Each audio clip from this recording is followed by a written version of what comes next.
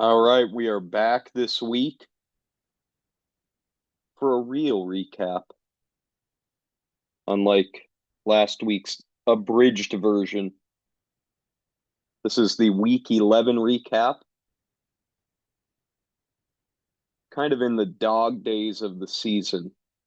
And I know that we've reached the dog days of the fantasy football season because I dread doing these recaps every week. That's how I know we've reached the point where I'm kind of getting sick of it. Um, Usually for the first month or 2 months, I actually really look forward to doing this. And then, somewhat out of nowhere, there just gets to be a point where it feels like such a chore. We are there. But don't fear, because usually what happens is once the playoffs get going, um, the excitement gets reestablished until my inevitable defeat, at which point I once again hate this and everything about it. So we have a few weeks before that happens, but yeah, here we are, week 11. This was the final week of the non-divisional matchups, the 8 weeks in the middle of the regular season that are filled with those. They're all done now. And I think, moving into the week 11 headline, it's the fact that things have just gotten so tight in the standings over the last couple of weeks. There was a while where it was starting to look like, some people were pulling away. Obviously, Nothdurft has continued to pull away record wise, but it also at a time looked like Peter was, um, Krieger, and that is not the case anymore. There was a point where Andrew was separating a little bit, probably early to mid October, and then he fell back some. And with all of us, having our ups and downs, it has allowed other teams, um, like Mecca, to vault himself currently into a playoff spot. And then you've got Colin and Larar, who have kind of just hung around the same area most of the year. Larar has been stronger of late. Um, Klingman has faltered a little bit more of late, but they've kind of been in the same spots all year. Larar kind of fifth, sixth place. Right now, he's moved up to third currently. And then Colin's kind of been like, I don't know, fifth to seventh. And currently he is in eighth. So it's been pretty wild. And you have Sam, too, who has gone 4-0 the last 2 weeks, I believe, right? I think Sam has had back to back 2-0 weeks. He has. And so, he's got himself it's going to be a real uphill climb. He still probably has to win out if I had to guess. Maybe 5-1 gets the job done for him, but he's moved himself back at least into some semblance of life. But just look at how bunched up it is. The separation from second through seventh is just one game, right? Second place, which is where I'm at currently, just one game above a non-playoff spot. And then you have Klingman in eighth, who's only two behind second place. So anybody in that 2 to 8 area, there's five playoff spots up for grabs. Anyone in that second through eighth place area could end up in, out, could end up with a bye. We don't know. We simply don't know. Four teams are currently 13-9. Second through fifth place, all 13-9. Would assume that the second bye will come from that group of four. Who does it go to? And then Andrew and Mecca at 12-10, still very much alive for that as well. But it's going to be tough for them to overtake all of those 13 and 9 teams, I would imagine. And one of them would likely have to, I don't know, finish 5-1 or so. It's not quite how things went last year, because last year there were three teams that had really pulled away, and it was sort of like, you know, two of those three are going to get a bye, but all of them are locked in. There was, of course, a tight race for the last playoff spot or two, but right now, like I said, you've got 5 spots up for grabs with 3 weeks to go, and it's going to be quite the finish, seeing how that all plays out. But we'll jump into Week 11's matchups now, and we will start off with the aforementioned Sam, who wins 135.36 to 118.34 over Jake Krieger. And this was, the combined highest scoring matchup of the week.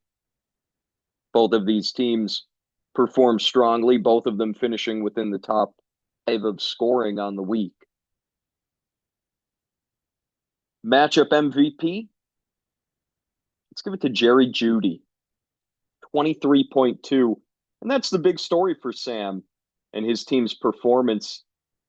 To me, there are two things, right? One is that the Dolphins, who Sam relies so heavily on, had a massive game, put up 34 points, and you end up getting, let's do quick math, some computation here, 45, 60. You get like 70-ish points out of Tagovailoa, Achane, Tyreek Hill, and Jason Sanders combined. So that's a big deal. Tyreek Hill has found the end zone in back-to-back weeks. Still not getting the yardage that we're accustomed to from him. But if he's going to get into the end zone, that's big time. And Achane, of course, is just incredible. We know that. He could have had an even bigger day. He ended up getting tackled at the 1 at one point and couldn't punch it in. Then he did score later in the contest, but imagine he ends up with that additional touchdown. He would have had damn near 25 points. And that's what Tagovailoa had, 26.4. And this was his best game from a fantasy perspective of the season. You're playing Vegas, weak defense. Good time to have a bunch of Dolphins in your lineup, and it paid off for Sam in a big way. But the other thing, getting back to Jeudy, those two receivers, kind of, borderline flex plays that Sam went with. Sam has had to do some shuffling at the wide receiver position with Evans out and with Godwin done for the season. He's had to make some tough calls. And recently, Sam has been making the right ones. Last week, it was Alec Pierce. This week, it was Jeudy, and of course, Christian Watson.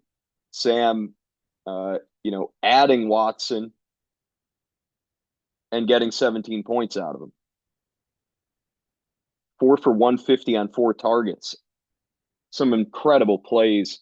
And this was the Christian Watson of 2 years ago that we got to see, just that incredible talent that he possesses. And it just hasn't come together for him in the last, entirety of this season and most of last year as well. And it's largely injury related. But he showed on Sunday that he's still capable of doing this when given the opportunity. And Sam picked the right time to play him. Jerry Jeudy, what can you say? This might have been the best game of his career. And when you look at it now, in the games that Jameis Winston has started, Jeudy has 8 or more targets in all 3. He's got 70 or more yards in all 3. Jerry Jeudy, who was a complete afterthought, nothing for fantasy football in ages, suddenly, with Winston at quarterback, is a guy that you can put in as your flex and feel some level of confidence in. Now, he has a few tough matchups upcoming. Pittsburgh, Denver, Pittsburgh, Kansas City. That's a rough stretch. But when they're throwing the ball 40 times a game, Jameis Winston is flinging it all over the field, unafraid of anything. There are opportunities out there. And, on any given week, it could be him, it could be Tillman, it could be Elijah Moore, it could be Njoku, it could be a few of them. In this one, Judy was the main recipient, and it worked out in a great way for Sam's team. And he picks up this huge week without Kyler Murray, without Sam Laporta, of course, without Mike Evans. And this is certainly the best his team has looked since the very beginning of the season when things started to go awry. I mean, it's not a team you want to face right now because everything is clicking. I do believe it's too little too late. Being 3 games back of a playoff spot with 6 to play is tough, especially having to jump. Sam would have to jump 3 teams to get into the postseason. So I do believe he has to win out. Who's to say it's not possible for this franchise that always finds a way? And if nothing else, showing that this team would have been strong if not for some of the, bad luck that was dealt to it regarding the injuries to the Tampa receivers and the injuries to Tagovailoa that zapped Achane and Tyreek Hill. But yeah, Sam comes away with his best week of the season, I believe. I'll verify that. Yes. And now it's 3 straight weeks of 109 plus. And that was after he had not reached that total between weeks 2 and week 8. So now 3 straight heading into the final 3 and keeping his season alive. Krieger, he came away with a massive 1-1 week, aided on a late strip sack of Cooper Rush that was scooped up by Derek Barnett and taken into the end zone. That play ends up being the difference. Krieger would have gone 0-2 without that. That happened in the 4th quarter of that game Monday night. So that was really, really key for him because it was trending negatively before that occurred. And Houston's defense special teams ends up giving Krieger 18 points. Can't ask for more than that. Huge production out of Burrow and Bowers, and Burrow now 3 straight weeks of 30-plus fantasy points. He's got 4 such weeks on the season. And I mean, right now you kind of have that perfect formula for Joe Burrow to produce because their defense is so poor that this team is forced to throw, forced to play from behind, and you just have Burrow slinging it around to Chase, and now Higgins is back. He's been getting the touchdowns. He has 12 of them in this great 3-game run that he's on. Hell of a ride that Burrow has been on.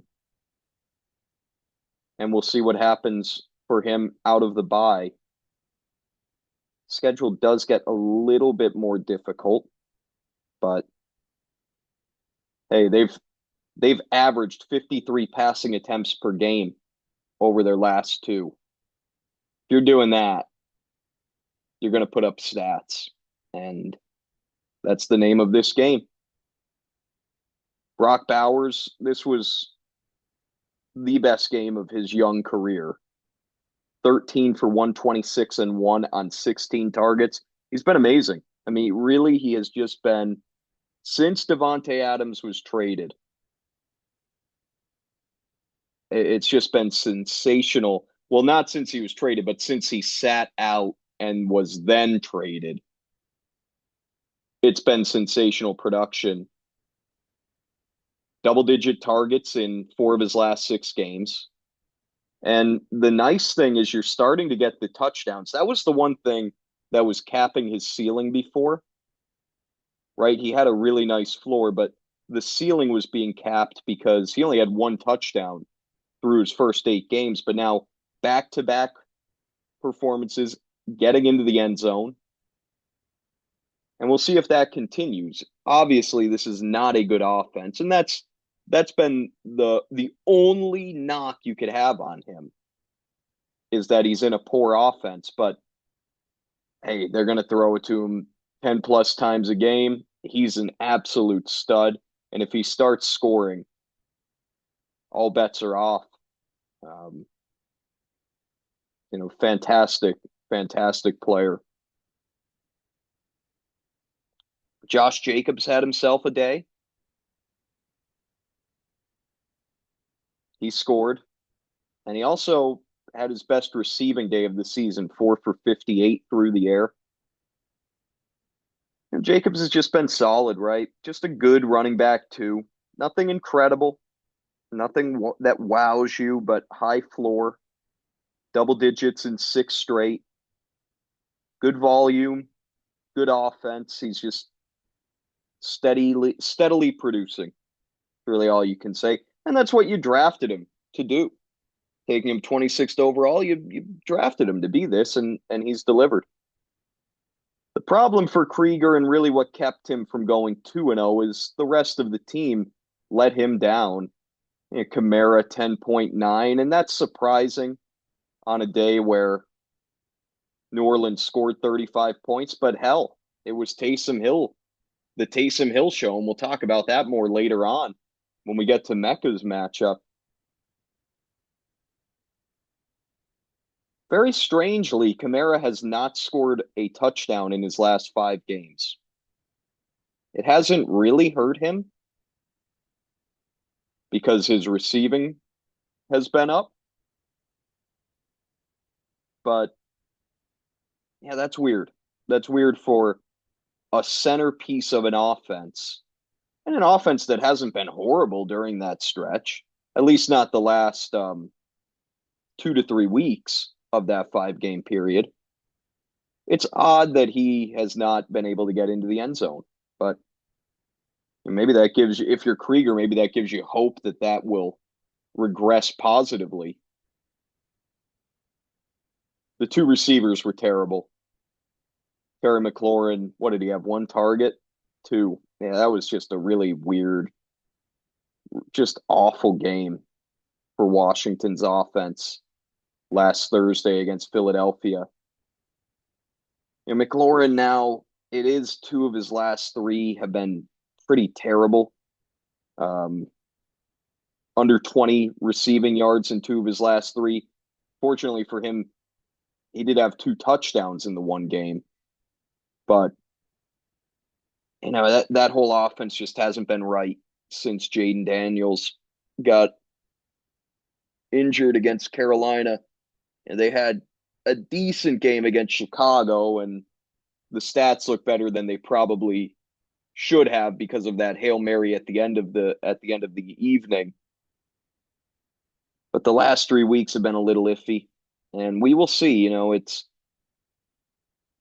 time will tell as the season wanes on if it is health related for Daniels or if it's something else.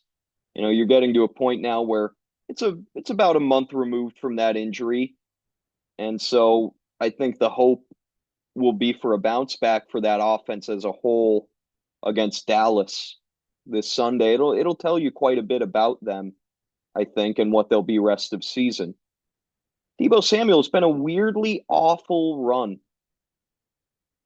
I don't quite know what the deal is. Since week 3, which he missed week 3, did not play in that game, Deebo has topped 10.6 points once. And the only reason he did it that one time was he scored a long touchdown on kind of a broken coverage, um, just sort of fluke play. And his involvement in the offense is not great. Hasn't had more than 7 targets in any game during that sample. 1 touchdown during that stretch. He has 2 touchdowns on the year. And it's just odd considering Ayuk has missed time. McCaffrey missed significant time during that stretch. Kittle has missed a couple of games here and there. You know, you would have thought that, and obviously Jawan Jennings has been great. And that's a big reason for the decline in production. But you still would have thought that there would have been moments for Debo. And I still think there can be. I'm not writing him off, but just very strange to me that in a season where everything is kind of aligned for him in regards to injuries to the other skill guys, Debo just has not gotten the job done. And Krieger needs him to. I don't think Krieger can win the league without Debo Samuel at least producing at a wide receiver 2 level. But nonetheless, really big for him to come away with the 1-1 week and not be in that 12-10 mix. Because if Krieger had lost, interestingly enough, if he had fallen to 12-10, he would have been out of the playoff top 6 via the points scored tiebreaker, because that is jumbled up too. That is very tight. I'll talk about that momentarily as well as we shift into one of the 12-10 teams, Mecca, 152.53, taking down Lorran, 66.21. Mecca's team exploded and has been on quite the run over the last month. Mecca, I believe, was 5-9. Maybe he was 6-8. But whatever it is, this team that through 6 weeks, remember, through 6 weeks, Mecca had scored under 100 points 5 times. Now, over the last 5 weeks, he's been in triple digits every time.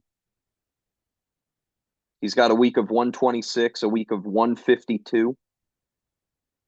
This team is clicking, coming on at the right time, and playing itself currently into a playoff spot via the point scored tiebreaker, which I just referred to. Mecca leading Andrew by 0.17 points.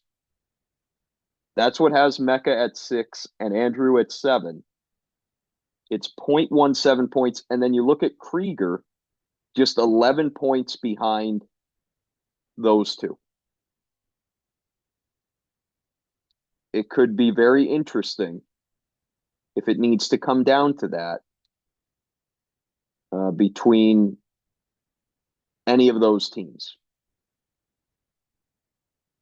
And you look at that point, you start looking at some of the outlier weeks that play such a big role.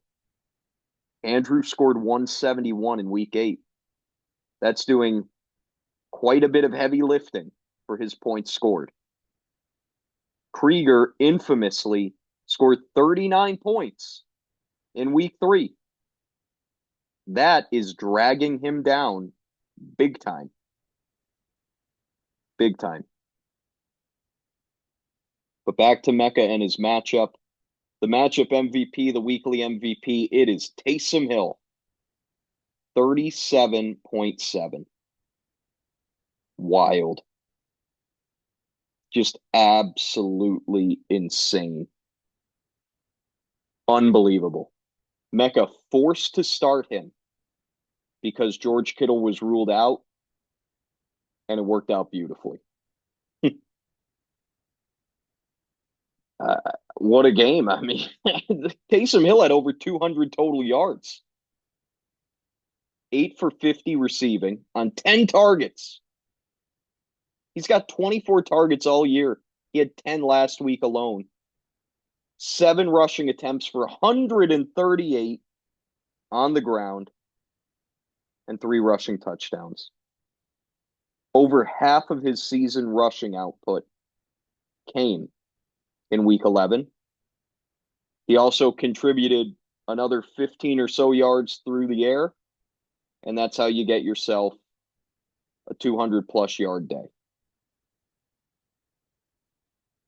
I mean, it just unbelievable.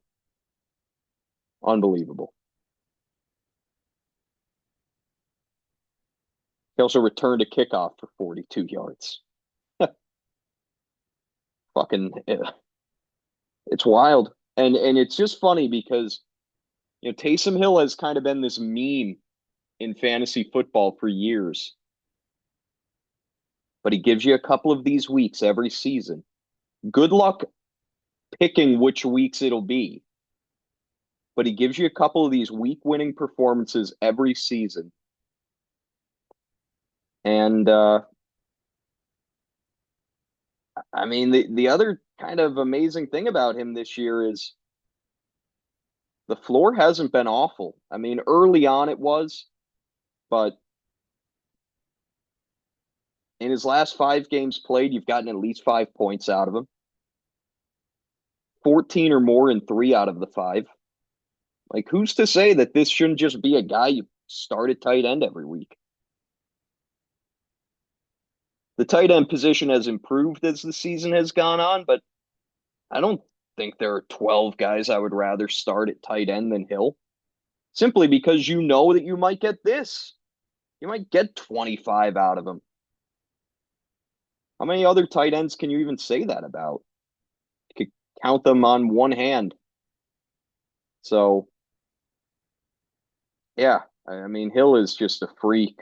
And, we could debate if it's bullshit that he's allowed to be played at tight end. I kind of think it is, but it's the way that it's been. I personally think that he should have to be started at flex.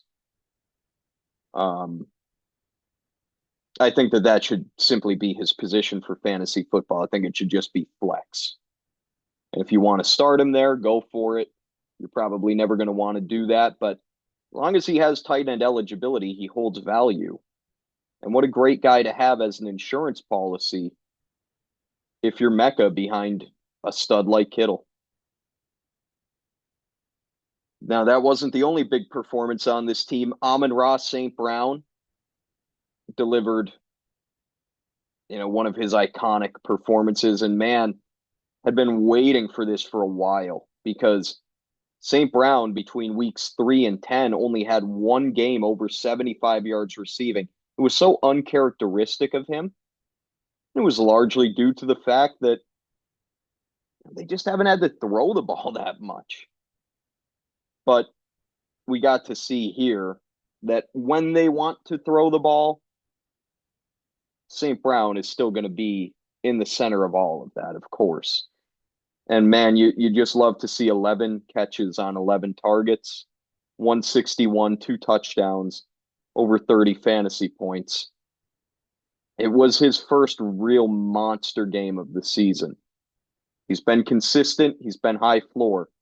This was his first huge game. Juwan Jennings was great, 20.1, and he is starting to look like a guy that could be a big deal down the stretch. Because right now he's playing like a back end wide receiver 1. He's basically doing what Brandon Ayuk did last season. You're essentially getting that fantasy production out of Jennings.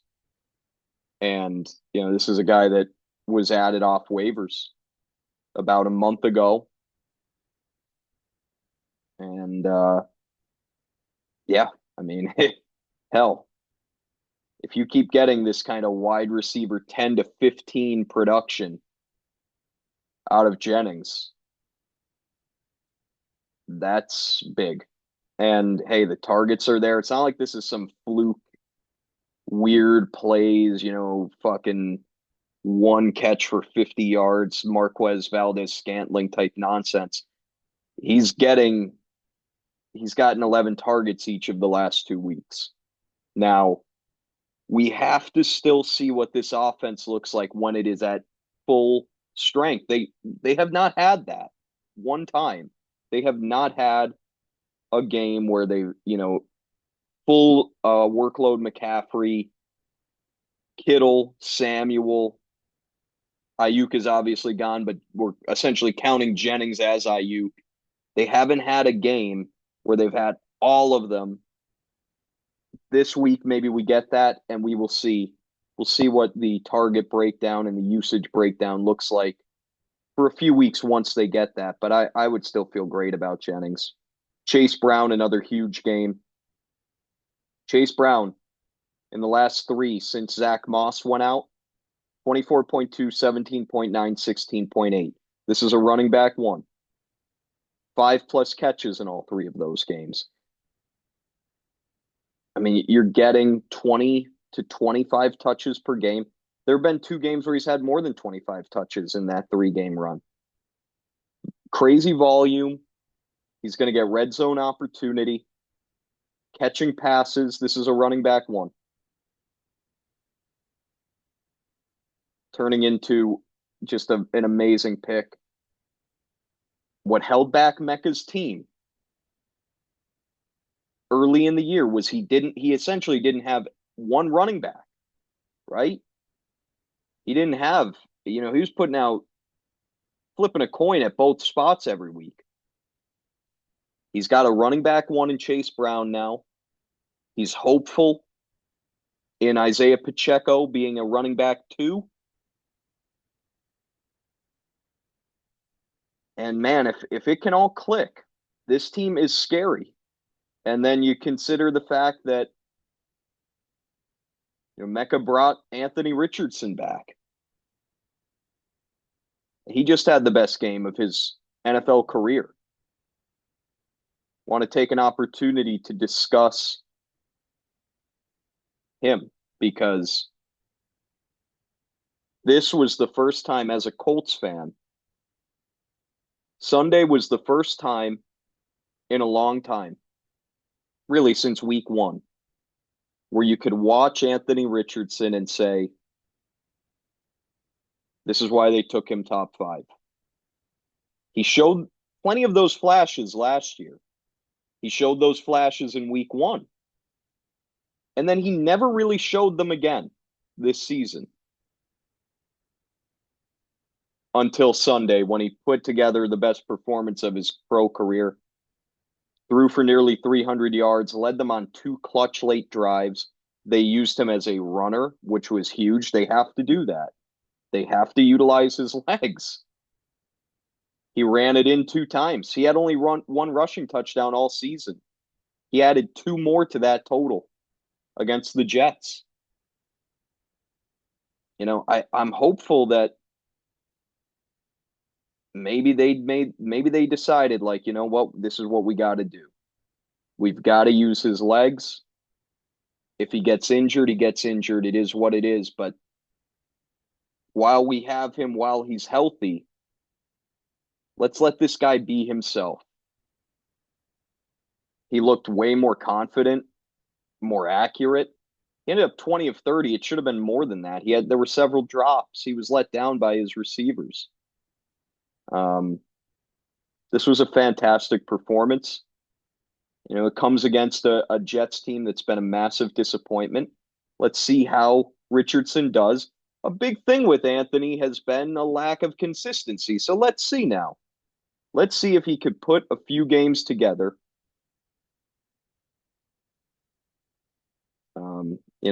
Tough task coming up against Detroit. They're a team you could throw on, but they're a tough defense. And so let's see what he can do. Let's see if he could string some together. But man, could you imagine for Mecca if the guy that he once drafted in the 4th round, imagine if he delivers late in the season on that promise. Time will tell. Look, I'm not ready to jump fully back in after I had jumped out on him. I'm not jumping back in after 1 game, but it was very promising to see. That's right. He has this in him. He has this in him, showed it for the first time in 2.5 months. And, looking elsewhere at Mecca's team, he's just got a nice, young, promising group of receivers where Cedric Tillman, Marvin Harrison, now Brian Thomas Jr., who he acquired in trade with me. And we'll talk about that trade when we get to my team. You pick one or two of those three guys every week. They're all super talented, freak athletes. You just feel like you got to make the right call. And if you do, I feel like one of them is going to put up a really nice line every week, if not more. So I like what Mecca's got going. The X factor for him is going to be what is Anthony Richardson rest of season and what is Isaiah Pacheco rest of season. But Matt is in a good spot at 12-10.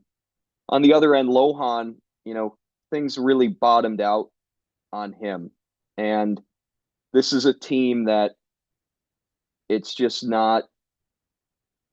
I'm really confused by how bad it's been. Spent enough time talking about what I think of the team. I don't think it should be the worst in the league like it has ultimately ended up being. But man, are the wheels coming off. And I don't know how it turns around at this point. I think that running back group that once looked pretty damn strong, that's the biggest issue, right? ETN has not recovered at all. What a disaster of a season this has turned into. ETN the last 3 weeks, 4.8, 4.8.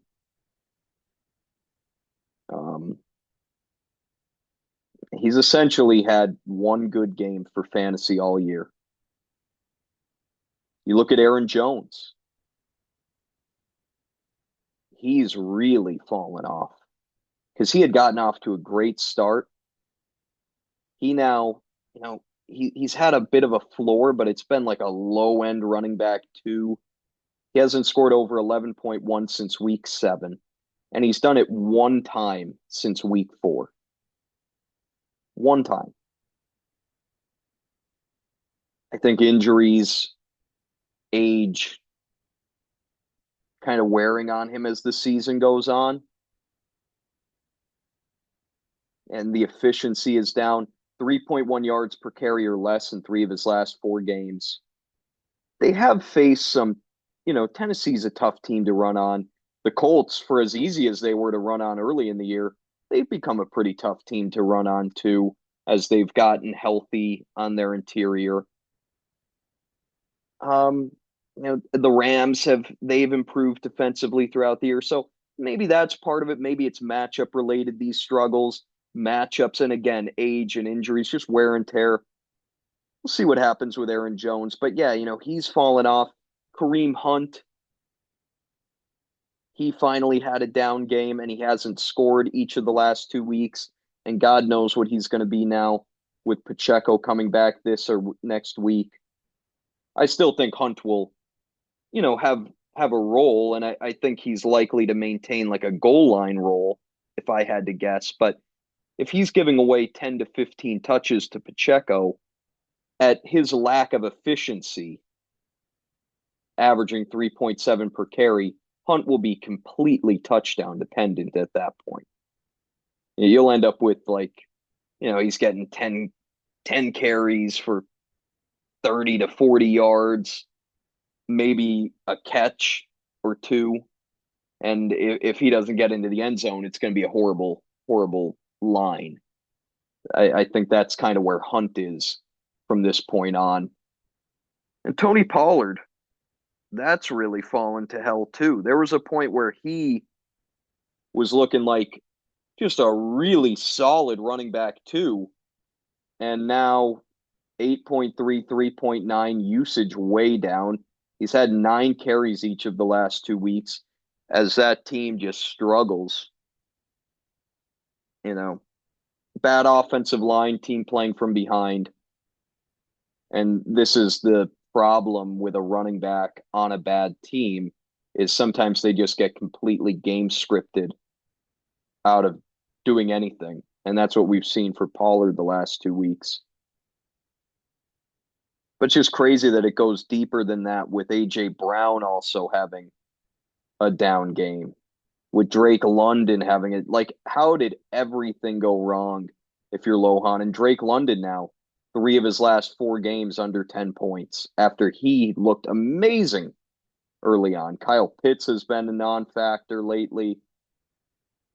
Caleb Williams was fine. That's the funny thing. Like, that's probably the biggest weak spot on this team, and Caleb Williams was fine with 18.5. Jaden Reed, even he was bad on the bench. Yeah, I mean, Lohan's team just really bottomed out, and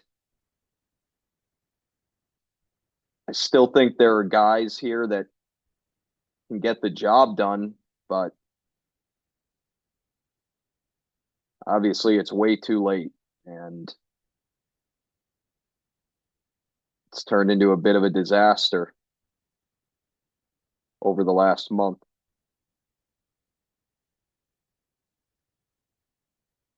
Just trying to think here.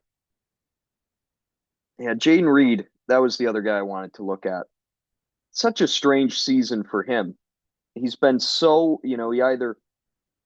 he's given you 2 really big weeks, 4 weeks, and then 3 kind of in between. And it's like you look at it and it says, oh, he's wide receiver 11. Well, that is so misleading, right?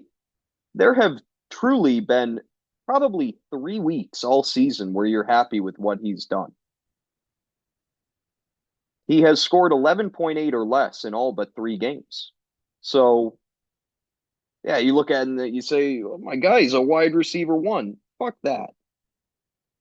He's a wide receiver 1 because he's had a couple of big games and he's been healthy. In reality, that's it. And I really like Jaden Reed, the player, and his weekly ceiling is great, as evidenced by some of these big performances this year and looking back to last year as well. But for whatever reason, he just has these games where he gets no usage, right? Week 7, 4 targets. Week 8, 3 targets. Week 11, 2 targets. There are just so many guys in that Green Bay offense that sometimes Jaden Reed is a forgotten man. But yeah, all in all, obviously, this, one of the worst weeks of the season for anybody. And Lohan ends up on the wrong side of a lopsided matchup.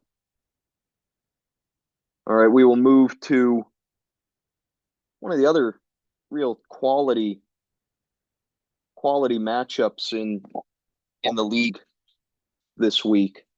And that's Colin defeating Dylan 118.47 to 110.71. For Colin, matchup MVP is Breece Hall, who had 2 long touchdowns en route to 27.6 fantasy points. The first touchdown was really an infuriating play as a Colts fan. Just a late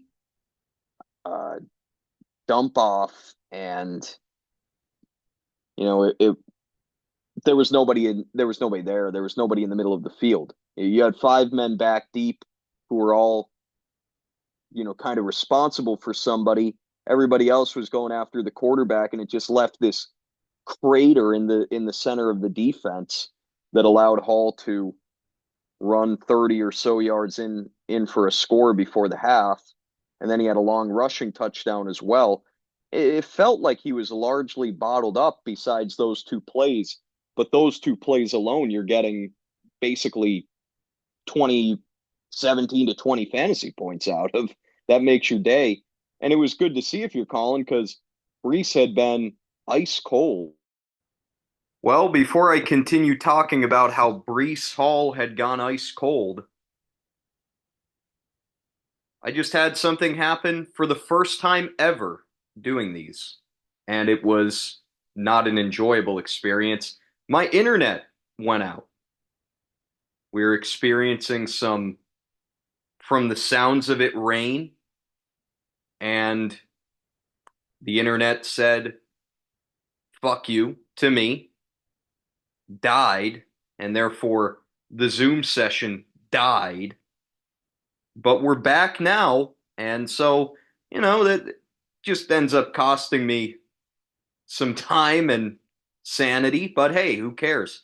We're back, and we're better than ever. As we look at, again, Hall ends up with 27.6.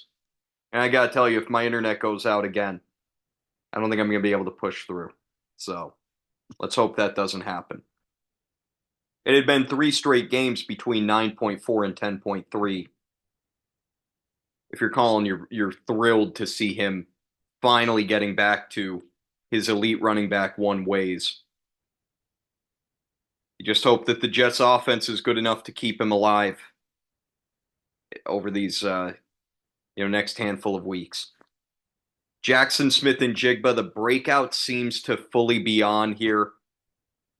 Two big games in a row, two 10-plus target games, two 100-plus receiving yard games. I think he's usurped Tyler Lockett's spot as the number 2 target in that offense. I choose to believe that it's going to be, a nice runway for JSN to finish off this season strong and carry it, hopefully for him, through the rest of his days. But yeah, I feel pretty good about him. I mean, look, the concern there is that DK Metcalf is still kind of that alpha, but you love that Smith and Jigba is just this underneath guy, supreme route runner. Those types just kind of always have a role because they get open. They can do a bunch of different things. And I'm fucking flinging things around right now. Smith and Jigba in a good spot right now. Ken Walker, 3 quality performance from him and Brian Robinson. I think both of them scored. Is that true? Yes. Yeah, and that's what you need out of them because you're not going to get a ton of pass catching. So you have those guys because they're great in the red zone. They have a nose for the goal line. And, they both delivered here in this week. Brock Purdy was fine for fantasy.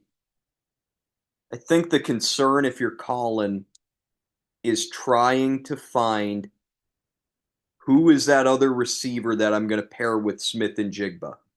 Because Chris Olave, I don't know that we see him again. If we do, it's not going to be for a few more weeks.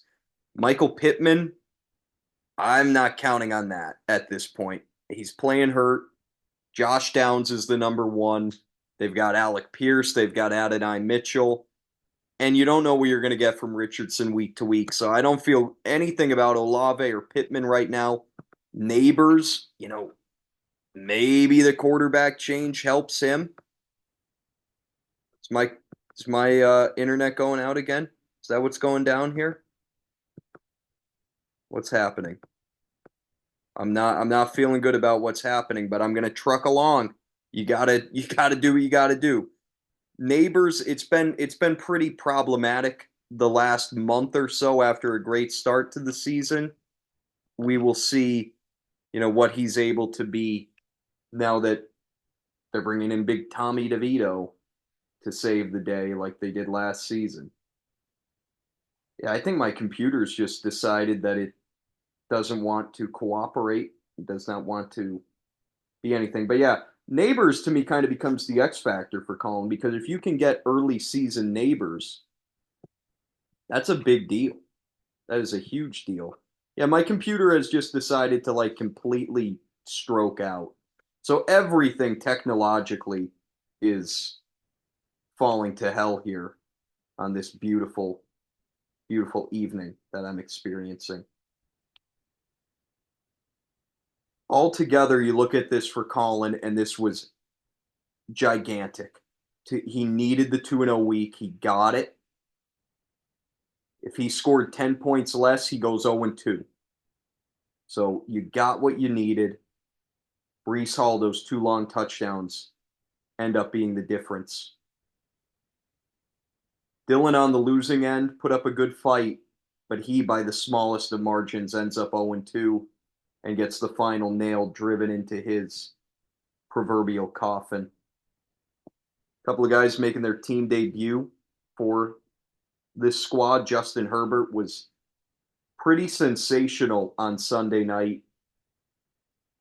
First half, I mean, he looked like, you know, it looked like it was maybe going to be one of the great quarterback performances ever. Things slowed down in the second half, but then he delivered when he needed to during the game-winning drive to got them into field goal range, and then J.K. Dobbins ended up running it in. They didn't need to kick. How about Herbert? 65 yards rushing. Ankle fully healthy now. 30-plus rushing yards, 3 of his last 4 games. That had never really been part of his game at the NFL level. If you start getting 40-ish rushing yards from Herbert, he becomes a pretty good fantasy option. And they're throwing it way more now than they did early in the season. Again, he's gotten healthy. Those receivers are starting to step up. He's been a good fantasy option for the last month. David Montgomery did what he does, 2 touchdowns for Montgomery. Why did this happen to me? Why did this happen to my computer? I guess it's what happens when you use an 8-year-old piece of shit. I guess that's the moral of the story here. Yeah, Montgomery just keeps trucking along. Pretty amazing stuff out of him. He's got 10 touchdowns on the year now in 10 games. This is just who he is at this point.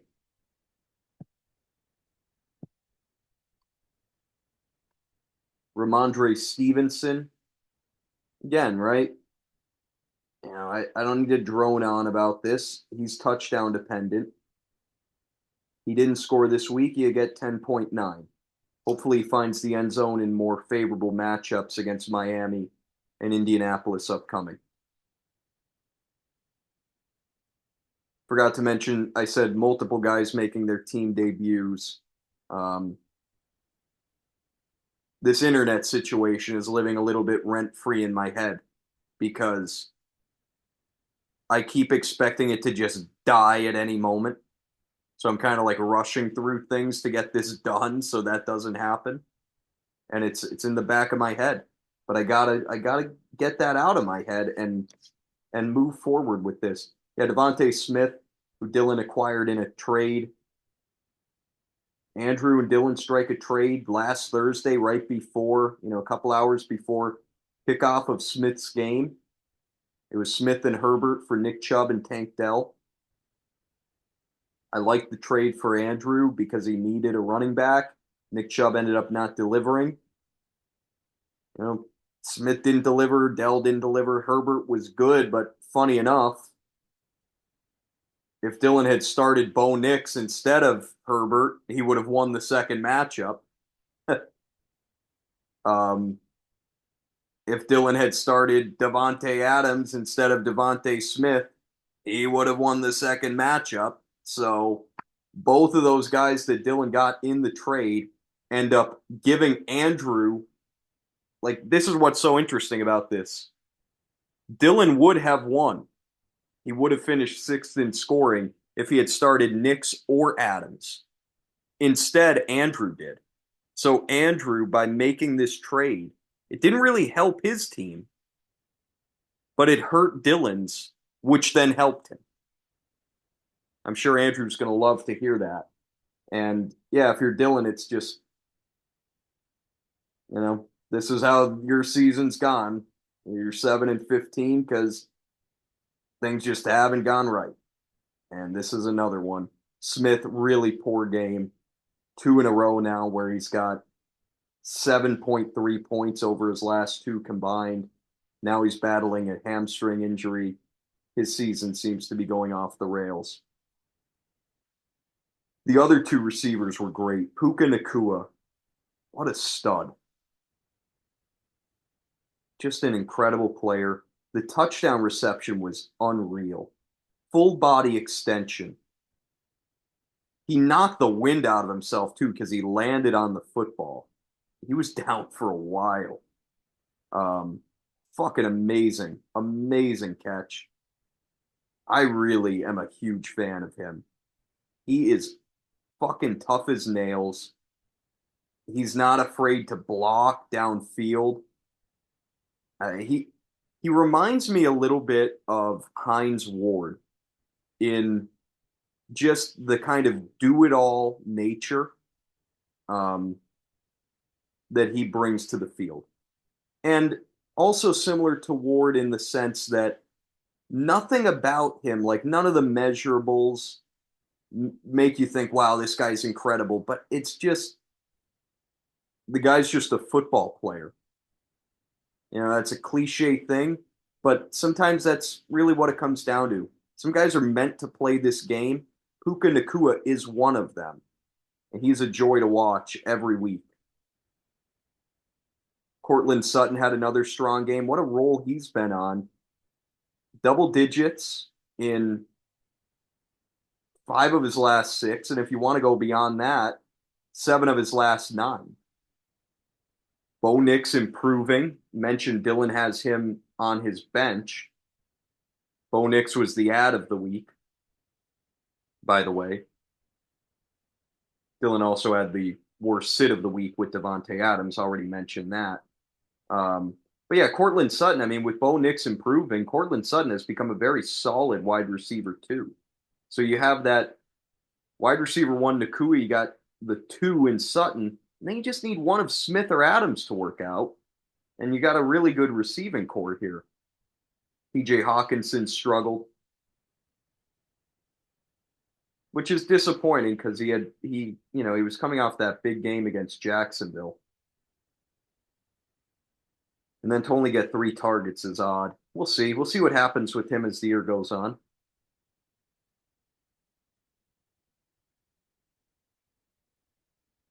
Yeah, Dylan 7-15. I mean, we know he's done at this point. Even if he wins out, he's not going to get in. So season's over, and you're playing to ruin some seasons now.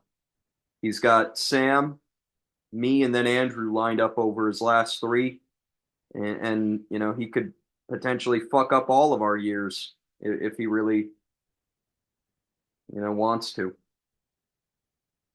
All right, we got 3 more matchups to get to. Hold on, internet. Hold on, you fuck. Need you. Larar defeating me 128.42 to 99.37. The matchup MVP, one of the great picks of the draft, Joe Mixon, 34.3 points. Unbelievable. Unbelievable what he's doing. Volume, off the charts. Efficiency, off the charts. Red zone equity, off the charts. Everything. He's bringing everything that you would want. And, I mean, the man's just killing it. He's one of the best guys you could possibly have. You look at this now. Joe Mixon has played 7 full games, 16 plus in all of them, scored a touchdown in all of them, 20 plus in 5 of the 7. This was his high water mark of the year at 34.3. Sensational stuff. And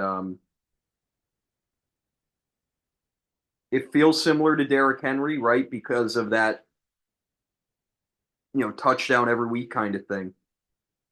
And the insane volume. Did that redraft a couple weeks ago. I forget where I had Mixon. I think I had him in the top 5 or 6. Absolutely still there, without a doubt. Probably has climbed up some spots. You letting Joe Mixon slip out of the top three, top four? I don't know. I don't know that I would. A guy I had no faith in coming into the season. He's been insane. Great pick by Larar. Some other great picks by Larar. J.K. Dobbins. J.K. Dobbins, who had a massive touchdown run at the end of the game Sunday. Talked about it when I was discussing Herbert and that game-winning drive. 30-ish yard touchdown run at the very end. There was a point where I thought that was going to be the difference in our matchup. I was sickened by it. Fortunately, it didn't end up being the difference, but Dobbins, so good this season. And you know what? I really think that Gus Edwards coming back and taking some of the workload off his plate, I think that's actually good for him because when you look at it, some of his best games have been some of his lowest rushing attempts. Week 1, he had 10 rushing attempts, 21 fantasy points. Week 9, 14 rushing attempts, 23 fantasy points. Really, I mean, that 25 rushing attempt game was a good fantasy output too, but seemingly he doesn't need more than 15 or so rushing attempts to give you a good fantasy day because you're just looking for touchdowns. And this at least helps to try to keep him healthy. Guy with an injury history like Dobbins, you don't want to give him the ball 20 plus times. There's a reason they haven't been doing that more than once or twice all season. And now Edwards coming back allows you to be more conservative with his workload. I think it works out for him. It makes him more efficient too. T. Higgins came back, was great. He had a touchdown on a 4th and 1. Breakdown in coverage. Higgins ran a great route. And actually, he beat a double team because the fucking safety just kind of blew his assignment. And Higgins, we know what he is. We know how great he is when he plays. 15.3 points per game, T. Higgins. That puts him on the year wide receiver 6 in points per game. Now, the problem with T. Higgins and what makes him so infuriating is he misses like random stretches of games out of nowhere. But when he's there, he's as good as anybody. Those 3 guys, and all of them played either Sunday or Monday night, were fantastic for Larar's team. Aaron Rodgers was okay, 17.9. Whatever, man. Whatever. You keep getting like mid-tier quarterback 2 production out of him. Jacoby Myers down game. It all went Brock Bowers' way. Myers, I still believe in as a kind of flex option, which is essentially the role he's in on this roster construction. I know he's technically the wide receiver too, but you really only kind of need flex production out of him. Travis Kelce disappointingly had a really bad day. And he had come off of 3 straight weeks of 12 plus targets. And then they're playing Buffalo, a day where they had to throw. Thinking, man, Kelce, this could be a big spot for him. And it just didn't happen. They took him away, I would imagine. I didn't watch a ton of that. I missed most of the first half. I'd imagine they kind of took him away. I know Noah Gray ended up with 2 touchdowns, and Xavier Worthy, of course, scored 2. So just not a day where it was all about Kelce, but he'll be getting his again soon. Don't you worry. Christian McCaffrey, you love to see the workload, right? 19 touches followed by 23 touches, and he's held up. So far, no setbacks, no issues. Not elite production yet, but that's because there hasn't been any touchdown. Those will come, certainly. As long as he stays healthy, he's going to be strong, and better days are ahead. And this team, to me, is incredibly dangerous. Larar coming away with this 2-0 week to improve to 13-9, and currently sitting as the 3 seed. I think this team is very, very scary. When you look at the Mixon-McCaffrey duo, that could be 2 top 5 running backs rest of season. Higgins could be a top 10 to 15 receiver. You've got Myers, you've got Quentin Johnston. You just need one of those guys to work out. Najee Harris off the bench. Kelsey is probably a top 5 tight end rest of the way. All of the pieces are here. The quarterback spot continues to be a black hole, as we know. But man, everything else is so strong. And this is definitely a team that is capable of winning the whole thing. Has the ceiling, the upside, 100%. If he gets into the playoffs, this is a big threat. Good for Larar. Good for him. I mean, he made some great picks. Gotta figure out the quarterback spot. I really cannot believe he has stuck with Rodgers all year. This team would be so much better if he addressed that, but we have to give him credit for some of the selections he made because he's got a few of the best from our entire draft.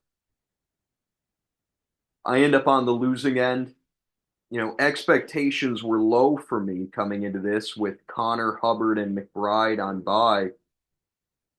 Nonetheless, it ends up very, very, very frustrating how it happened. First off, I fucked myself with the worst drop of the week. Saturday afternoon, I had held Jonnu Smith for 2 weeks. I picked him up in anticipation of McBride's bye, knowing Jonnu Smith, he's been involved in the Miami offense. They're playing Vegas. I thought, hey, I like this spot. I like this spot for Jonnu. Held him for 2 weeks. And then Dalton Kincaid gets ruled out, and I decide I want equity in that Bills-Chiefs game. I want Dawson Knox, who has done great things against the Chiefs in his career. The Chiefs, horrendous against tight ends this season. I thought Dawson Knox is definitely going to score a touchdown. And so me and all of my genius decided I'm going to go for the guy who's going to score. Jonnu, yeah, he might end up with 5 receptions for 50 or 60 yards, but Dawson Knox, he is going to get into the end zone. And what happened?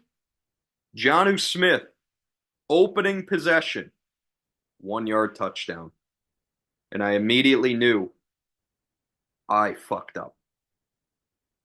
Jonnu Smith ends up having one of the best games of his career. He went on to have a nearly 60-yard touchdown as well, and he scored 25.1 fantasy points. And by me making that oh so great call, oh so great decision, I cost myself a second matchup victory. Fucking moron. Horrible. Horrible thing. Yeah, 19.1 point difference between Smith and Knox. Knox had a decent game, 4 catches for 40 yards. It's just that Jonnu Smith was fantastic.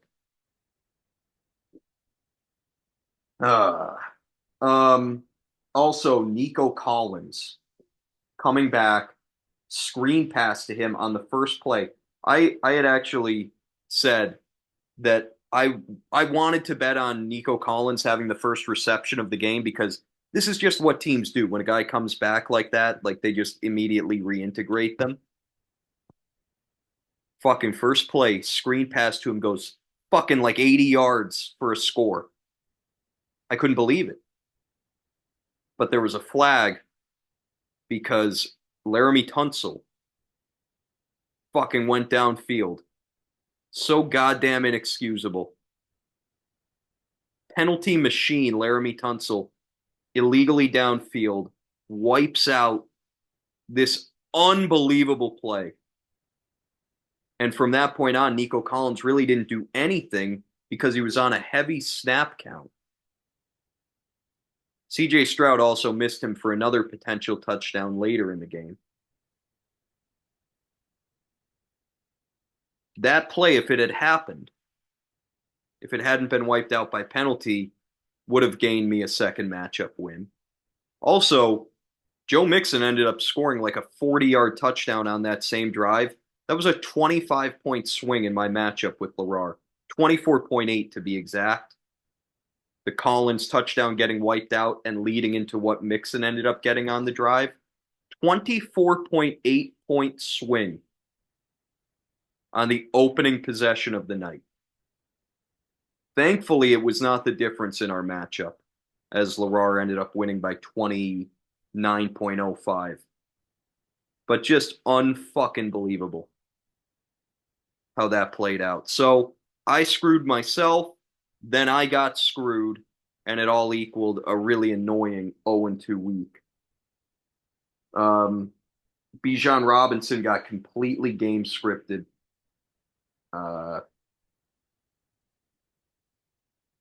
Atlanta was awful.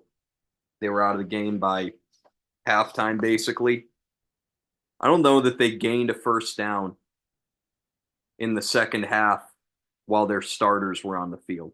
I don't know that they gained one.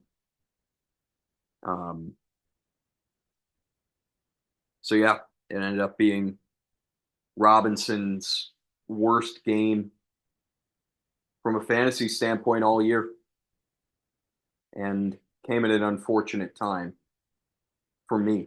I needed him with those guys on bye, needed him to step up, and he ends up. I really don't blame him. There's nothing. They got completely dominated. Kirk Cousins was horrific. He had no time to throw, and then when he did, he wasn't good. And again, like how beautiful is it that I basically had to start Tyler Algier, who has been an annoyance for Robinson all year. And then the week I'm forced to start him, he gets one touch. Like, are we being real? He had not had less than 5 touches in a game since week 1. Naturally, the week I have to start him, he gets 1 touch. He basically wasn't on the field. Now, I know he was banged up. He missed some practice last week. I guess he just really was not healthy because he did not have his usual role. I know that 1 touch came on the opening possession. Maybe something got re-aggravated, but he did practice on Wednesday of this week, so I don't know. I have no idea what the hell happened there. Very odd situation. Felt like he just didn't step on the field. Jaden Daniels struggled. He was able to post a semi-respectable fantasy line because of a garbage time touchdown. But it's been 2 bad games in a row for him. I already talked about him and their offense a little bit earlier. Got to hope that he gets healthy and that he picks it back up because I'm going to need him down the stretch. Really, the only thing that worked out for my team was the 2 receivers. Jamar Chase was great. 23 points. I mean, he's been amazing. Targets are way up lately. 11 plus in 4 straight games. Early on he was not getting that. So that's a really encouraging thing. Huge touchdown equity. He's got 12 already in 11 games. And then Cooper Kupp in his team debut. And so Matt and I made that big trade last weekend. Him getting Pacheco, Madison, and Brian Thomas, and I get Kupp and Algier. And simply put, I just wanted a wide receiver 3 that I could trust. we know why Mecca did it. Mecca's looking to secure a second running back. And so, he's hoping that Pacheco can be that.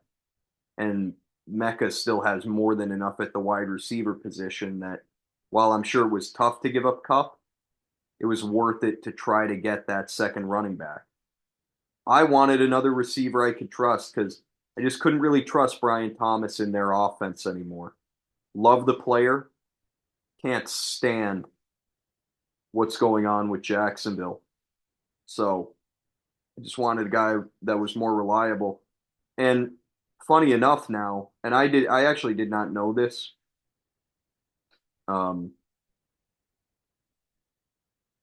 I now I didn't know this. Like I didn't know Kupp was so high in points per game when I traded for him. I didn't realize it, I guess. I knew he had been steady, but I didn't realize like Kupp's up to the wide receiver three in points per game. I actually roster the top three receivers in points per game. Chase, Collins, and Kupp. Just got to hope that they stay healthy and can produce because it is a really, really strong trio at that position. And they might end up being the backbone of my team, especially if Daniels struggles down the stretch. So yeah, bad 0-2 week. It drops me back into the fold, that mess that everybody is in that isn't Nothdurft. I'm guaranteed nothing. I could absolutely slip out of the playoffs, especially if things go poorly this week. I'm right there with everybody else. So there's a chance that it doesn't go right. I need this week to work out. I'll be without a couple of guys. Andrew will as well. We'll talk about that later. Two more matchups. Let's move to Andrew. 112.9, the big upset, defeating Nothdurft 89.41. Matchup MVP is Josh Allen, who is great. 26.6. He had that late rushing touchdown to seal the deal for the Bills in their victory over Kansas City, and also sealed the deal for Andrew in a second matchup win. Allen's been, really good. I guess when you look at it, his elite ceiling hasn't been there quite as much as maybe you'd want. Only the 2 weeks over 27 points, but man, great floor. Hasn't scored under 20 points since week 5. He's as good as it gets at the position. Real life and fantasy. James Cook, what a strange development that James Cook is becoming kind of touchdown dependent. James Cook, a guy who never scored touchdowns, as I have referenced many times. He was the opposite. He was really efficient, good pass catching, but he was annoying because he would never score. This year, it's the opposite. Hasn't been super efficient, averaging around 4 per carry. Not getting a ton of receiving work. 1, 2, 3, 4, 5 of his 10 games played, 2 catches or less. Only 3 out of 10 has he caught more than 3 passes. So pass catching ain't there. Rushing efficiency ain't really there. But the man somehow, some way, has 11 total touchdowns in 10 games. Just a complete reversal of what he used to be. And I just find it very odd. But hey, he's finding a way to be a low-end running back 1. He's in a great offense. They're giving him scoring chances. He's a good player. Working out. If I'm Andrew, I'm not thrilled by how much Ray Davis and Ty Johnson are playing, but Cook gets the most valuable touches. Nick Chubb, that trade acquisition, did nothing. He really has done nothing all year. It's always a bet to score a touchdown, but outside of that, I don't know. 2 receptions in 4 games. Hasn't topped 52 yards rushing, so really you are counting on a touchdown. Tucker Kraft randomly didn't catch a pass. 1 target. Don't know. Don't know what that was. You just hope that it's an anomaly. CeeDee Lamb, big day. I mean, 14.6 isn't insane, but in that offense, you feel pretty good about that. And you hope that one of these weeks he could just break off a big play. But hey, usage will be there, talent will always be there. Situation sucks, but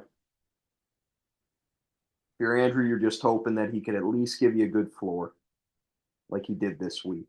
Ladd McConkey is really coming on. The targets are up 7+ in 4 of his last 5 games. He's going to be a really good player. He's going to be a really good player. And he's got some favorable matchups coming up. We might be in the midst of a breakout with Ladd McConkey. Over 15 points in this one. 2 clutch catches late in the game to help the Chargers to that big win. And then we got to mention Chris Boswell. Just fucking ridiculous. So dumb. Chris Boswell's awesome. He might be the best kicker going right now, not named Brandon Aubrey. He's had just an insane career. You'd start talking about him top 10 kicker all time probably pretty soon. But this type of shit, like 6 field goals, really? 24 fantasy points? And that ends up playing a big role. Like, that's just ridiculous. And Chris Boswell now on the season, I saw something, I'll have to find it here momentarily. Chris Boswell would be like the tight end 1. Yeah, he scored more points than all tight ends. But even more absurdly, he would be the wide receiver 6. This kicker would be the wide receiver 6. Just stupid. 20-point difference in this matchup between the kickers. 23-point difference overall. Pretty evenly matched among other spots, but a huge difference down there at the bottom. This was a really massive week for Andrew. I mean, he needed to go 1-1, and for him to come away with a 2-0 week. Yeah, no, let's give Andrew some credit because back was kind of getting up against the wall and the team delivered. But a big part of it, as we move on to the other side of the matchup, big part of it is that Nothdurft just somehow, some way, laid an egg for the first time all year. And, for all the teams battling for playoff spots, me, Peter, Larar, Krieger, Mecca, Colin, really, Nothdurft? You had to pick this week? You had to pick this week to shit the bed, really? Very frustrating, especially after Saquon delivered 32.8 points last Thursday. Like, I thought this is just going to be a classic Nothdurft 130 to 140 point week. How in the fuck did he end up under 90? This is the first time all year that Nothdurft did not finish in the top 6 of weekly scoring. Wild. Lamar Jackson, who always struggles against Pittsburgh, he struggled, but he still gave you 17 points. Like, yeah, you want more, but it's not like he crushed you, right? It's not like you got 10 out of Lamar. You got 17. Yeah, disappointing, but that's not the reason that this happened.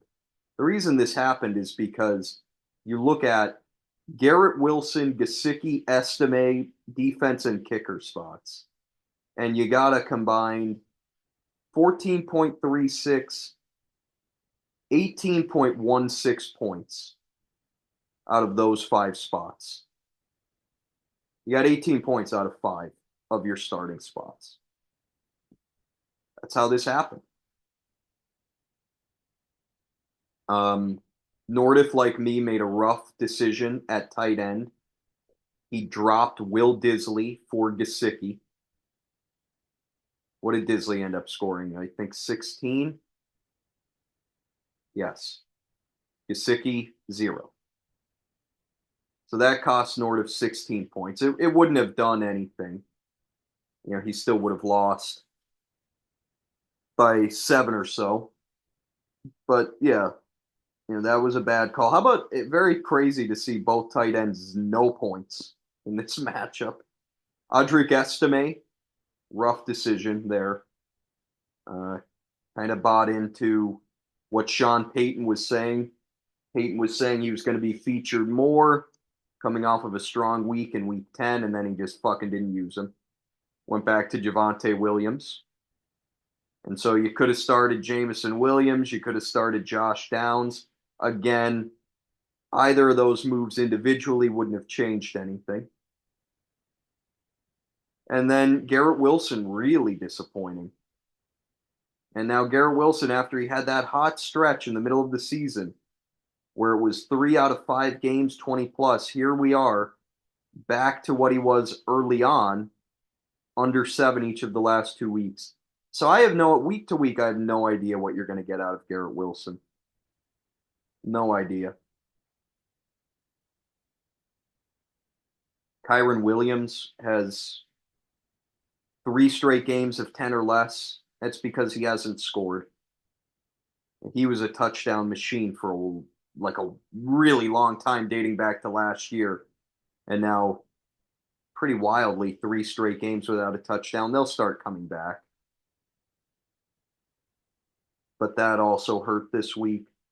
And the only other guy besides Barkley who got what you needed him to get was George Pickens. And Pickens continues to perform with Wilson at quarterback. So, yeah, I don't know. Bad week for Nothdurft. It doesn't mean anything. He's still going to end up with the 1 seed. But certainly annoying to me that of all the weeks, he had to pick this one to blow it. Scored 140 against me, 90 against Andrew. All right, moving along. We got one more, and it's Horvath. How is Horvath in the worst matchup of the week every week? How is this possible? 104.8 to 95.11. Matchup MVP, Jahmyr Gibbs, 18.8 points. Stud. Did it on what, 12 touches? Yeah. I mean, guy has an opportunity to take it to the house every time he touches the ball. One of the best players in the entire sport.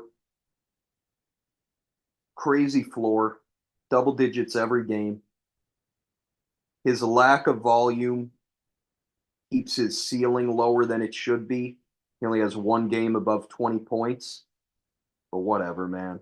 I mean, he's still so fun to own in fantasy and just a really fun player to watch. DeAndre Swift, he was having a rough day, and he actually, they started using Roschon Johnson more than they have really all year. But DeAndre came through with a big play.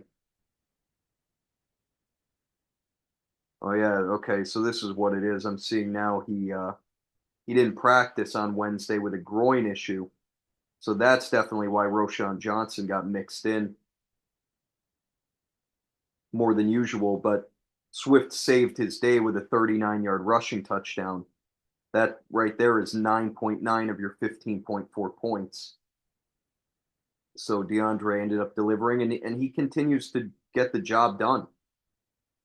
Six of his last 7 games, he's been very strong. Good running back too.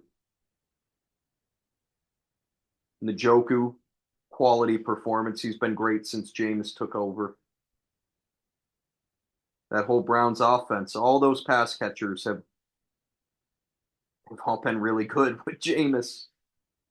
Zay Flowers scored. That saved his day. He otherwise had really done nothing. But 10.9 because he found the end zone. Mahomes back to kind of being the disappointing Mahomes for fantasy. The 2 interceptions, the no rushing, and you're back under 20 points with him. Jonathan Taylor was no good. He got the volume, just no efficiency. And tell you what, it's really paining me to see what's going on with Taylor because his ankles are not, he's not healthy. He's just not healthy. At a point, he was getting both of them taped up on the sideline. I really, truly, I've said it before, I think it's just a chronic thing for him now. And it really is fucked. It sucks. I mean, what a special player he's been for that franchise. And he just can't get past this issue. Right now, he's playing through it, but he's not the same right now. And it showed 24 for 57. That's not Jonathan Taylor. That's probably the least efficient game I've ever seen from him. And he's out there trying to battle, but he's not right. Hopefully, God, hopefully he can find a way to work past that. He still has had some big games the last couple of weeks, but he's mixed in some duds as well. And you could just see it with him. He's not all there. Darnell Mooney had a rough game. Again, that whole Falcons offense, you could just throw this in the trash. They were terrible. It was their worst offensive performance probably since week 1 against the Steelers. They just had nothing. So yeah, Horvath, hey, you go 1-1. This was a fine week. 105 points that's not awful, but it's just again funny that Horvath somehow all of his matchups are very low scoring, very close. It's the same repeat every week. Peter ends up on the losing end, and like me, kind of poorly timed 0-2 week. Hurts was, pretty good. 21 points for him, and it's big because he had that rushing score that saved his fantasy night. That was just an ugly offensive showing for really 50 minutes of that game before Saquon Barkley broke off a couple of long runs. You end up getting a rushing score from Hurts. That really salvaged things. But yeah, if you're Peter outside of that, what else do you even point to as a positive? No one else over 11.1 points. Justin Jefferson, 2 kind of bad ones in a row. 7.3, now 11.1. Obviously, we're not worried about Justin Jefferson. The thing that's frustrating with him is the lack of touchdowns because early on, he was touchdown king. He had 5 in his first 6 games, but now it's 4 straight without getting into the end zone, and that's what's hurting him a bit. You need him to start delivering in that department again, and I'm sure it's only a matter of time until he does. Derrick Henry, speaking of touchdowns, he did score his weekly touchdown, but not great usage. They were playing from behind.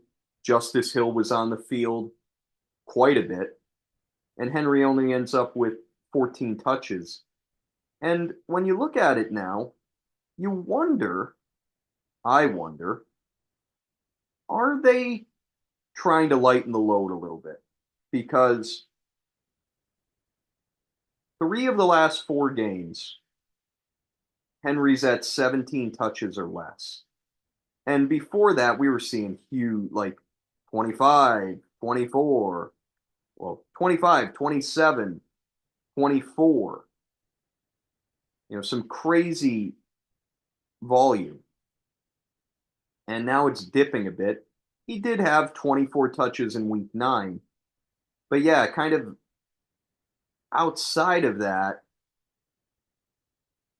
16, 12, 17, 13. Are they maybe deciding, hey, this is an older guy at the position. We have sights on winning a title. Let's not run him into the ground before we reach January. I wonder. Now, the thing is, like, do they have the luxury of being able to do that? Because the hope, if you're Peter, is that they can't afford to keep doing this and they need to ride him to win football games, because that certainly is possible. But I don't know. It's just a thought comes across my mind because it has been a pretty sharp decline in usage, and it's come in some games that they've been ahead in too. It's not just games where they've been down. It's been some neutral game scripts, some positive where he hasn't gotten as much work. Shakir was solid. Metcalf was solid. Jalen Warren gave you 8.8. That's all you could really ask for out of him. So all those guys kind of did their job. Metcalf, I guess you want more than 10 and a half. But hey, he ended up 7 for 70 on 9 targets. It just no touchdown, so it ends up just being an average outing. Of course, no Bucky Irving in this one. Um, yeah, I mean, I think just kind of a throwaway week if you're Peter. I don't think there's much to be worried about. It just a low touch. He ends up with 2 touchdowns on his entire team. You're going to have that. Sadly, sometimes that happens, and when it does, you're just screwed. So better it happen now than in week 15. But Peter falls to 13 and 9, and again, he's in that mix where he's not guaranteed anything. Like he's had a real nice year. I've had a real nice year, but we things don't go right. We trip up a little bit, go 2 and 4 down the stretch. Maybe you find yourself on the wrong side of uh the playoff race. Well, that's going to wrap it up for the matchups. We will move on now to quickly looking at what happened with FAB bidding, and we're getting to the nitty gritty of FAB at this point. Dylan kind of randomly threw 17 FAB at Gus Edwards. That was 10 more than anybody else. Andrew bid 7. Andrew was desperate for a running back 2 coming into the week. Dylan maybe stolen away from Andrew. That would be on brand. Maybe that's why he overbid. Because outside of those 2, no one else bid on Gus Edwards. Mecca put a $0 bid, and then nobody else even attempted. So 17 was certainly not necessary, and a very random thing to do. Horvath won Packers defense by 1. There was a big bidding war on them. 4 of us were involved. Funny that Andrew bid the same as Dylan on Justin Herbert. They both went for 5. Andrew won on the tiebreaker and then traded Herbert to Dylan. Nothing else notable. On Saturday, Andrew did spend 8 FAB on Drake May. Nobody else bid on him. So that was quite the overspend, but hey, you get to a point here where that you don't need them. You're not going to need this FAB much longer. So you might as well start deciding, I want to get this guy. If I feel like I got to throw a few extra to secure him for sure, why not? Fuck it. It's week 10, week 11, week 12. Who cares? All right. Power rankings. Nothdurft stays at 1. I stay at 2. There is a shift with Larar and Peter changing spots. So Larar is 3, Peter is 4. Krieger stays steady at 5. Last week, Mecca and Andrew were tied at 6. Mecca, with his fantastic week, takes sole possession of that. Andrew drops down to 7. Colin stays at 8. Sam stays at 9. There is then a tie between Dylan and Horvath at 10. They were 11th and 12th, respectively, a week ago. Now they're tied at 10th. And then Lorran rounds things out at 12. Looking at the week 12 matchups, some really important ones. 2 of them are for, division leads. You look at Peter against Larar, 2 13-9 teams going at it, 3rd and 4th place, 2 teams vying for playoff spot, for a bye. This is a really massive, critical matchup in the entire season. And bye weeks are aplenty this week. Bills, Bengals, Falcons. Who else? There's somebody else. This is a big week of byes, not only in the amount of teams, but the quality of the players from those teams. And it's going to play a role. But that's a big one. You also look at me facing Andrew. Potential for the division to be on the line in that. If Andrew can pick up 2 games on me, he will be in first place with 2 weeks to go. I'm looking to kind of effectively clinch the division. If I can go 2-0 and Andrew goes 0-2, it'll pretty much be over. Really big swing coming from this matchup. Mecca against Colin, 2 teams fighting for their lives. I mean, this is a crazy one. And Mecca, tell you what, he might end up in a real bad spot at running back. Chase Brown is on bye. Madison, I don't think is going to play. Pacheco, we don't know if he's going to play. And even if he does, what's his role going to be in his first week back? So it could be tough for Matt. Could end up being kind of like early season Mecca team with a black hole at running back, but he's got to try to find some way. Love that he already picked up Amir Abdullah just in case. I mean, you're not going to feel amazing about starting him, but he might end up leading the Raiders in touches out of their backfield. And don't forget about Dylan Lobby, who went to, I believe, New Hampshire. He's a white running back, a rookie who caught like 400 passes last season at the collegiate level. He will end up having a role this week if both Madison and Zamir White are out. Yeah, he went to New Hampshire. Just a name to remember. That's a big matchup there, Mecca against Colin. The other 3, a little less important. We've got Nothdurft against Horvath. I don't think there's much to play for either of those 2. Nothdurft, of course, can officially, mathematically, lock up a bye this week, and I think he will. All he really needs to do is go 1-0, or 1-1, excuse me, to lock that up. And then Krieger against Lorran. Hey, Krieger, you got to win the matchup, of course. And then Sam against Dylan. Sam, you need to have it. Dylan will be looking to play spoiler. That's going to do it here for week 11.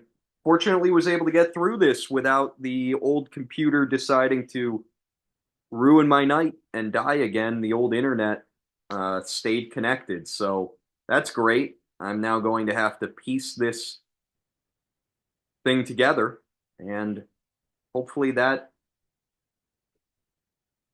is able to be accomplished.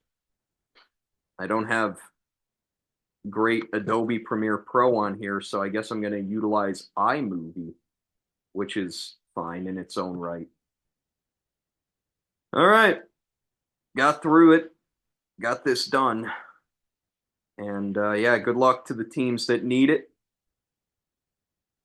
See what happens. We're gonna have a much better idea of where things are headed after this week. So Time will tell. All right. Take care. Have a great weekend, and be giving you another one of these wonderful updates in a week's time. Goodbye.